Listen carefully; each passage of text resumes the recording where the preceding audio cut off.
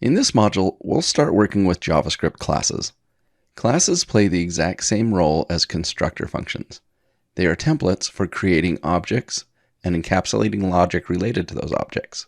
We'll explore the depths of JavaScript classes, including using classes to create objects, properties, methods, getters, and setters. And of course, we'll explore inheritance and creating inheritance chains. If that all sounds familiar, it's because we just did all that with these constructor functions. Basically, anything we can do with constructor functions, we can do with classes. In fact, classes are really just syntactic sugar for a cleaner way to do all this. And it's important to understand that classes don't really do anything new, including inheritance. The end result is the same, including using prototypes for inheritance behind the scenes. Classes just offer a little cleaner syntax to accomplish it, and we'll transform all of this into class syntax so we can see the difference. One last thing to mention. It's important to note that classes were introduced in ECMAScript version 6, which means that classes are supported in all major browser versions including Edge, but unfortunately not including Internet Explorer. So keep that in mind if you're still supporting Internet Explorer. But if you're working on the server side or don't need to support Internet Explorer, classes can be really nice. So let's jump in and see how to do all of this with classes. To get started, let's save this constructor function code to a new file so we can compare and contrast the class syntax to the constructor function syntax as we go. So I'm just going to hit Ctrl-Shift-S and then save this to a constructorfunctions.js file. And then let's close this and open up our Explorer, and we'll open up demo.js, and then we're going to open up constructorfunctions.js to the side. Now let's create a person class to replace this constructor function. So let's go ahead and move this window pane over a little bit, and we'll delete this code in here. Okay, so this is where we'll create our new class. We'll start with the class keyword, followed by the name of the class, and then brackets. All right, now we need to add some properties, and we do that inside a constructor. So a constructor in classes is code that is run whenever a new object is created from this class. So it's kind of like the code that gets run inside of a constructor function every time you create a new person, except this is how you do it in classes. So now our constructor will take in a few parameters, first name, last name, and age, so that we can initialize these properties when we create a new person. And then we create properties on our class in a similar way to how we did it in our constructor function here. So we're just going to use the this keyword to create a new first name property and a last name property and an age property. Okay, now we can create a new person object. So I'm going to create a Jim object with the first name Jim, last name Cooper, and age 29.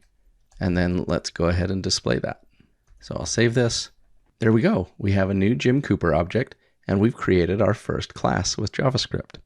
And so far, it's not too different from using constructor functions, but it's nice and clean. Now, I don't really have to initialize this age property up here, so I could delete this code and this parameter here. And then I could just create an age property still, and just initialize it to something like 0 or null or something. So you can create properties without requesting that the user initialize them right away when they create an object. And now I don't have to pass this in here. And I could then, after creating the object, change the age, of course. And that has the same effect. Of course, if I don't initialize it, then Jim Cooper has an age of 0.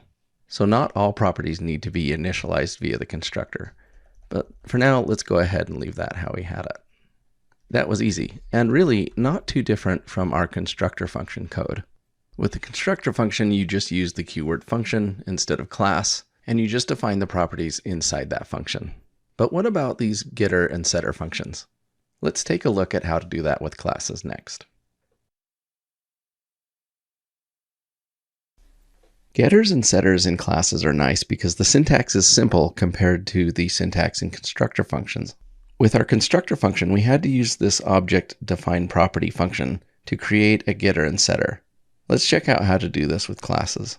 So let's move this over a little bit. And then in here, inside our person class, we create a getter like this. So you just say get, and then the name of the function. So this essentially creates a full name property on the person that is backed by functionality in a function. This is really nice compared to having to use the object-defined property syntax. So now let's just copy this implementation over here.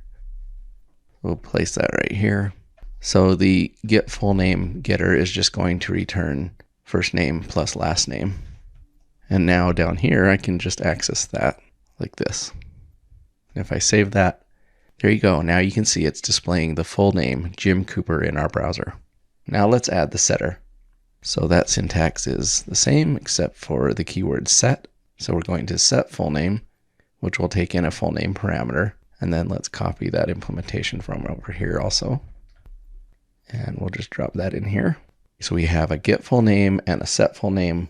And then right here, we'll set it Jim.fullname equal to Fred Jones. If we save that, there you go. You can see that we're setting it to Fred Jones. And then when we display the Jim.fullname property, it's displaying Fred Jones. Cool. That syntax is really nice. Now let's take a look at adding functions to our class. Over here in our old constructor function, we had this isAdult method. Let's add that to our new class. The syntax for this is nice and simple too. You just start with the function name like this. And then the implementation just goes inside here. And that's it. That's noticeably more simple than the constructor function version. So now we can call that function down here. So we can display Jim.isAdult, and you can see that returns true because Jim is 29. So adding functions to a class is super easy. You just start with a function name, followed by parentheses and the function body. So we've seen how to add methods or functions and properties to classes, but let's take a look now at how we might manipulate properties on a class using property descriptors.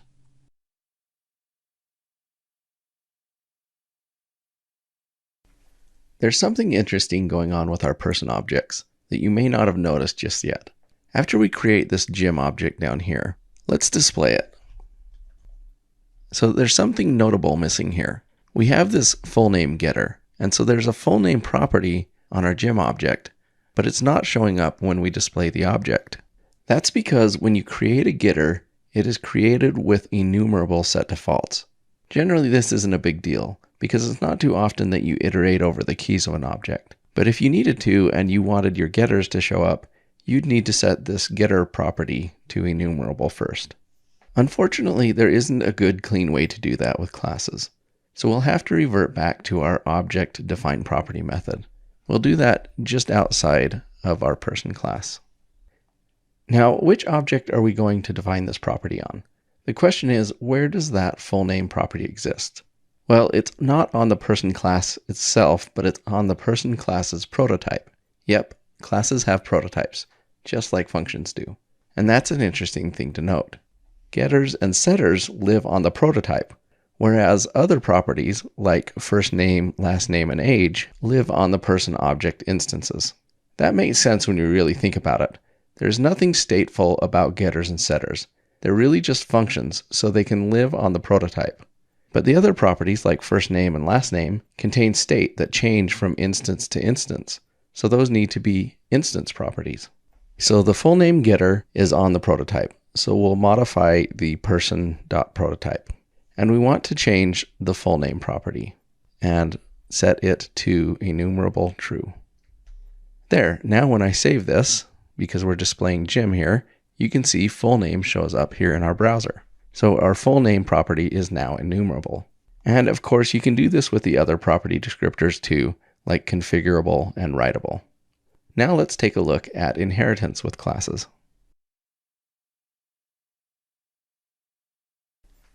We've already created this person class. Let's go ahead and create a student class that will inherit from this person class. So I'm just going to come down here and I'll just paste this in. So this is a student class. It has an enrolled courses property. And notice the constructor takes in a first name, last name, and age that we're not doing anything with yet. And then it has two functions, enroll and get courses. So this looks familiar because we already created a student constructor function that looks a lot like this. Only it doesn't inherit from the person class yet. With our constructor function, we set up inheritance by setting the constructor function's prototype and constructor like this. With classes, that's a lot easier. So we can just use the extends keyword, which goes here. And then we specify the name of the class that we want to inherit from. So student will inherit from person. And that's it. Student now inherits from the person class. Of course, we're not doing anything with these first name, last name, and age parameters yet. With constructor functions, we called the person constructor function from within the student constructor function like this. But what we want to do with the student class is we want to call the person class's constructor function. And now that the student class inherits from person, we can do that with the super keyword. So inside of our constructor function, we're going to just call super. This keyword is used to call the constructor on the class that we're extending. So we can just pass in our parameters like this. So our constructor takes in first name, last name, and age, and we'll just pass those along to our person constructor function. So now when somebody creates a new student, and then we will enroll Jim into CS 101, and then I'm going to display gym.getCourses. And if I save that, there we go. You can see that it says in our browser, Jim Cooper's enrolled courses are CS 101. So the important thing to note here is that right here in getCourses, we call this .fullname. But fullname is not a property of student, it's a property of person. So you can see that we have access within the student class to properties on the person class because student inherits from person. And if we just display Jim, then you can see that Jim has a first name, last name, age, and an enrolled courses property. So that is all the properties from person and from student. So I love this syntax with classes. It really is a lot simpler than creating inheritance using constructor functions. Static properties and methods are items that you can access on a class without having to first create an instance of that class. This getCourses method is not a static method because in order to use it, I have to create a new student object like this. So I can call this function like this using gym.getCourses because Jim is an instance of a student. But I can't call it like this. I can't just call student.getCourses and expect that to work. And you can see over here that I'm getting an error here. Student.getCourses is not a function. And that's because there is no getCourses directly on the student class. It's only on instances that are created from this class. But you can create useful static functions that do exist on classes. So, for example, imagine that in our college registration application that a user first creates an account and then they enroll as a student. In that case, you might already have a person object for them. And so they might have come and registered as a new user, and at that point you created a new person object. And now they're enrolling as a student, and so you want to create a new student object from this existing person object.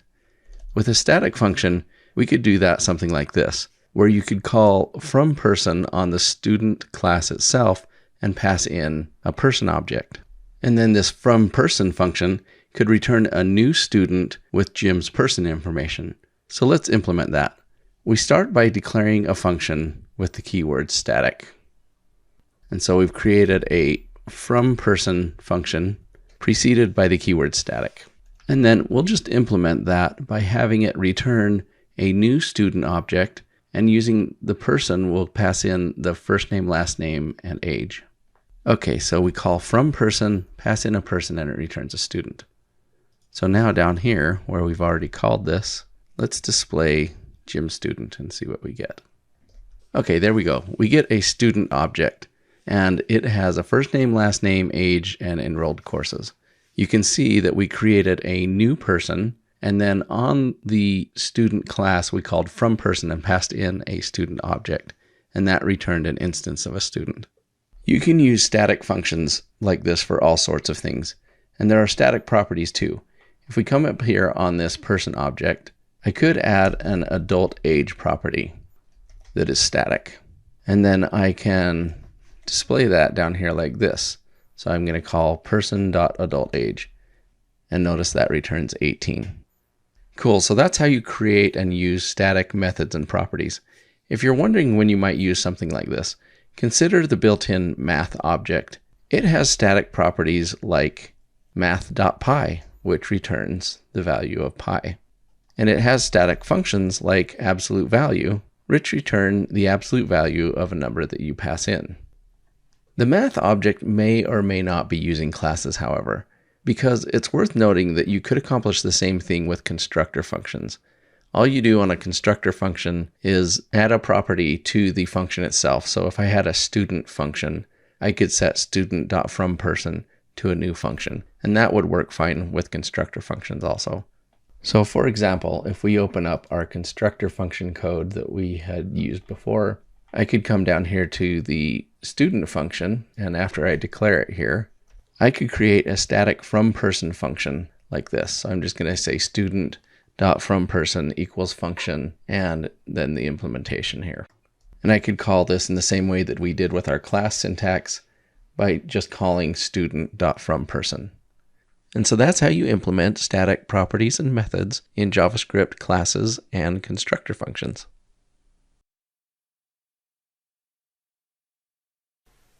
So here's a quick recap of this module.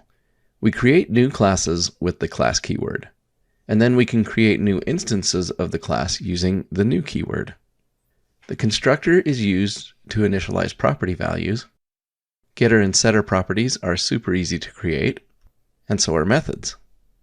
We can create static properties and methods using the static keyword. Inheritance is easy with the extends keyword. And we can call parent class constructors using the super function. Classes are really nice because the syntax is so much cleaner than constructor functions. Now let's wrap things up by taking a look at a few built-in JavaScript objects that are commonly used.